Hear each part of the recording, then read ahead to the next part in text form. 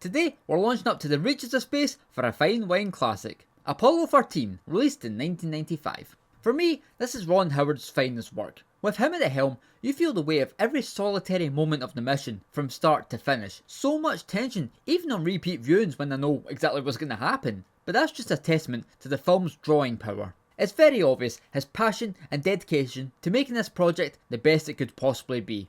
Yeah, there's a handful of small imprecisions here and there, but you know, based on a true story, artistic license and all that usual jazz. Having an A+ cast sure doesn't hurt. Like Tom Hanks, in the midst of his epic 90s run, the most invaluable option to play the recently departed Jim Lovell, doing his best to keep a cool head and maintain command within a scary situation. And it's heart-ripping stuff that he just barely misses out on accomplishing his goal, landing on the moon. It was right there in his grasp, but ultimately, through his experience, he and we come to only appreciate the beauty and importance and delicacy of life all the more. Also, I just realised that 1995 was the year where space was Tom Hanks' worst enemy. There's here, and then being outclassed by a space ranger in Toy Story. That never occurred to me until now, but anyway. There's Gary Sinise's Ken, who's such a perfectionist, and it's also so gutting when he's pulled from the mission, but still, he proves to play a vital part. There's Kevin Bacon as Jack, the not fully trained wild card, who changes the chemistry, which makes for some good uneasy uncertainty. Bill Paxton, his usual cheeky self as Fredo, but serious when required, and I just enjoy the connection between the trio. My favourite role here is Ed Harris as Gene Kranz.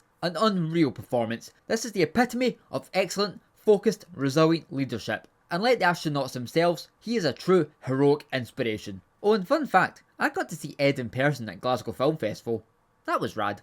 Also Kathleen Quinlan, displaying true distress as Jim's wife Marilyn, particularly to the media response, and all those playing the grounds crew are on top form too, capturing the relentless, time-sensitive chaos, and also emphasising that this miracle is a whole team effort. The effects, from the practical zero-gravity stuff to the CGI, are all believable and hold up. Dean Cundy's cinematography is impressive, as are the sets, like the borderline claustrophobic interior of the module itself. James Horner's score, big shock, is grand and magnificent, with some vocal assistance from Annie Lennox sprinkled in. The movie won Oscars for editing and sound, and rightfully so, as they are both utilised incredibly well. Although, can't help but feel it was more deserving of Best Picture over Braveheart, but what are you gonna do? Besides, that doesn't matter, because Apollo 13 is an infinitely rewatchable heavy hitter of a movie. Perhaps one of the best of the decade, and you know what? I wouldn't dare think anything less, because in the words of Gene Kranz, failure is not an option. I'm Jason, and this is Small Movie World.